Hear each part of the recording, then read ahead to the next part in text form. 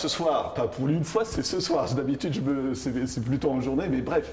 En compagnie de Pierre-François, ce soir donc à l'espace Beau-Site à Arlon, pour une très belle exposition. Et je vais parler de vous d'abord, parce que c'est un petit peu vous qui êtes à l'origine de cette exposition.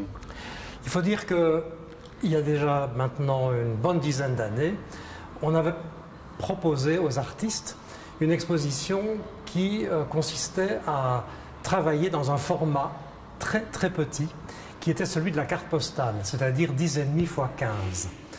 Alors l'idée est un peu revenue à la surface de proposer cette fois un format un tout petit peu plus grand, mais pas trop, de 15 sur 15, et de faire en sorte que chaque artiste prépare 2 œuvres, que ces 2 œuvres soient complémentaires l'une de l'autre, qu'elles dialoguent, qu'elles établissent entre elles des correspondances, que ce soit par la couleur, par la technique, par le sujet abordé, peu importe. Ça ne forme pas un diptyque. Les œuvres d'ailleurs peuvent être acquises séparément. Et c'était cette contrainte qui était donc proposée, c'était le défi à relever. Je dis le défi à relever parce que pour certains, c'est du pain béni. Ce sont ceux qui travaillent déjà très finement, qui ont besoin de petits espaces pour s'exprimer, alors que d'autres, au contraire, qui sont plus gestuels, qui ont besoin d'une surface beaucoup plus importante, ceux-là, par contre, doivent vraiment maîtriser autrement leur travail. Donc, dans l'ensemble, le défi est relevé pour les participantes et les participants, et donc il y a 40 artistes ici présents, 80 œuvres donc qui sont proposées à la visite. Peut-être aussi l'occasion de saluer les artistes qui sont présents, hein, parce qu'il y en a vraiment de partout, on va dire. Mais oui, parce que les 40 artistes présents, ce sont à la fois des artistes de nos régions, et quand je dis région, c'est aussi la région frontalière, donc du Luxembourg et de France toute proche, mais c'est aussi des artistes qui appartiennent à la Fédération Wallonie-Bruxelles. Il y a même aussi une artiste qui vient de Gand.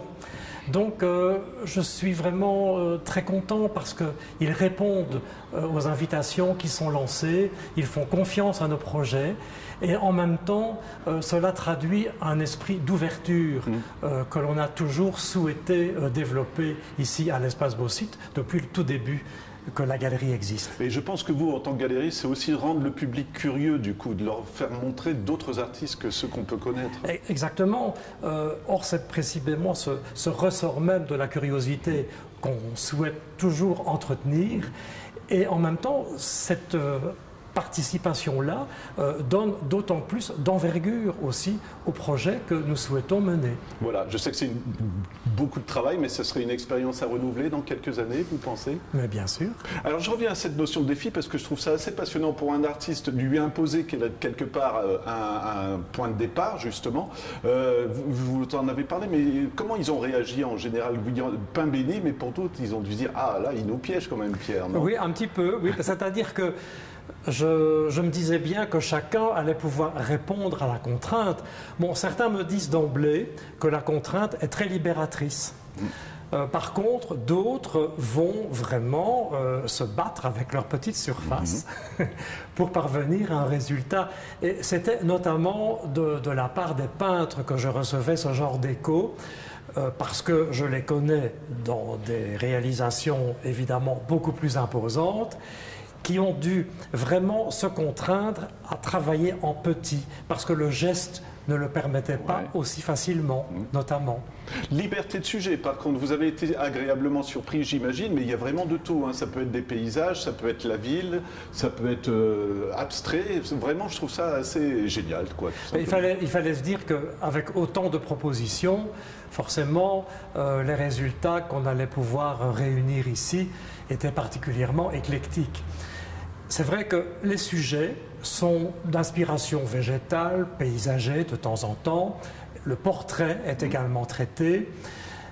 Du côté de l'abstraction, on est aussi très présent parce que la gravure, par exemple, donne lieu à davantage de compositions abstraites. Et puis, il y a les techniques mixtes qui font qu'on voyage un peu dans tous les sens avec énormément de moyens mis en œuvre. Ben, c'est ce que j'allais vous demander justement, parce qu'il y a bien sûr la peinture, mais il y a tous les supports qui sont utilisés finalement et qui correspondent à l'artiste qui les propose. Alors l'artiste, quand il est peintre, dans cette exposition, a souvent choisi la toile.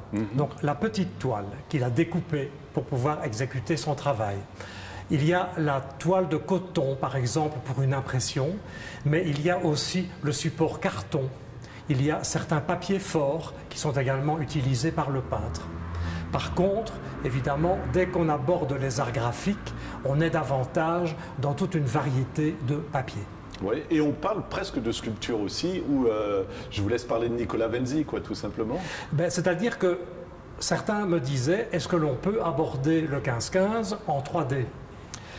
Et donc, deux d'entre eux l'ont fait, en ce sens qu'une artiste a travaillé le plâtre et a peint à l'huile sur des toutes petites figurines de plâtre, alors qu'il y a aussi un plâtre qui présente une empreinte d'un bois. C'est donc aussi un travail en 3D qui est proposé. Voilà. Alors si je vous ai demandé de vous mettre juste devant ces deux œuvres, c'est que je trouve justement qu'elles résument parfaitement le principe de l'exposition. J'aimerais bien que vous nous expliquiez un petit peu, parce que vous dites que oui, on peut les acheter une à part de l'autre, mais ici je trouve qu'il faudrait prendre les deux en fait, non?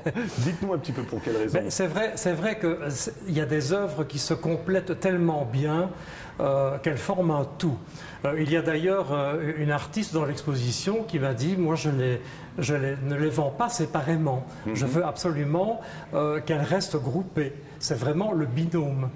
Alors dans ce cas-ci, c'est une illustration, c'est une place de Liège qui est vue de deux manières différentes, en ce sens que dans un premier temps, on a une vue plongeante sur cette place, avec une grande zone d'ombre qui se diffuse sur l'image. Et à côté, on a les deux immeubles qui sont dessinés et qui, en fait, sont les immeubles qui projettent cette ombre-là. Donc, on a forcément une complémentarité qui apparaît très clairement entre les deux. Et là, on peut dire défi relevé, hein, parce qu'il correspond à tout ce que vous avez demandé, finalement. Absolument. Petite surprise aussi, vous avez eu le droit à votre portrait, si je me trompe. Oui, il y a une artiste qui a eu la bonne idée à partir de portraits qu'elle avait découverts sur le net, de dessiner, en effet, sur papier calque, deux portraits. Ouais. Oui. Beaucoup de travail aussi de, comment on va dire, de subtilité, parce que je pense à la gravure où vous me direz l'artiste qui fait ces petits points qui se suivent et puis qui deviennent un joli tableau, quoi, tout simplement. On n'imagine pas, encore une fois, le nombre d'heures qui sont passées sur ces créations. Oui, le nombre d'heures, certainement. Et je pense aussi que ces réalisations en petit format font preuve d'une très grande minutie le plus souvent, parce que ce sont des rencontres, on parlait de technique mixte tout à l'heure, on va voir dans un petit format 15-15 la rencontre par exemple du fusain, du crayon, du brou de noix. On va aussi retrouver de la broderie s'associant à du picotage. Et de la gravure également qui interviendra dans la même composition. Donc c'est vraiment les techniques mixtes dont on parlait tout à l'heure, avec de temps à autre une dominante, comme par exemple un travail qui est fait au bic, aussi au stylo à billes, alors qu'à côté il y a aussi des encres, il y a aussi du dessin proprement dit, plus traditionnel. Mais là vraiment on voit la technique et la maîtrise de la technique. Et encore une fois, je rebondis aussi, autre support, il y a la paraffine, il y a aussi du collage, ça permet encore une fois de développer toutes ces techniques aussi, hein, sur petit format. Oui, je pense qu'aucune technique n'était impossible à réaliser par rapport justement au format qui était imposé. Ça sera une de mes dernières questions. J'ai l'impression qu'il y a presque un équilibre entre noir et blanc et couleurs, et que le petit format permet de faire ressortir encore plus fortement les couleurs. Est-ce que je me trompe ou pas? Ça dépend des petits formats. Je pense que la couleur est particulièrement forte lorsqu'il s'agit de la peinture à l'huile. L'acrylique, c'est déjà un peu moins marqué. Et puis, il y a quand même aussi des jeux de couleurs qui sont dus à des encres, à des encres d'imprimerie notamment. Et là, on est dans des nuances beaucoup plus subtiles encore. Ben voilà, dernière question traditionnelle. Pierre, l'exposition, jusque quand? Et on se renseigne où? Eh bien, on se renseigne à l'Espace Beau Site sur le site, bien entendu, les www.espacebeauxsite.be. Et les heures d'ouverture, c'est les heures d'ouverture qu'on découvrira aussi sur la page Expo, bien entendu. Voilà. On vous souhaite une très belle exposition à nouveau, Pierre.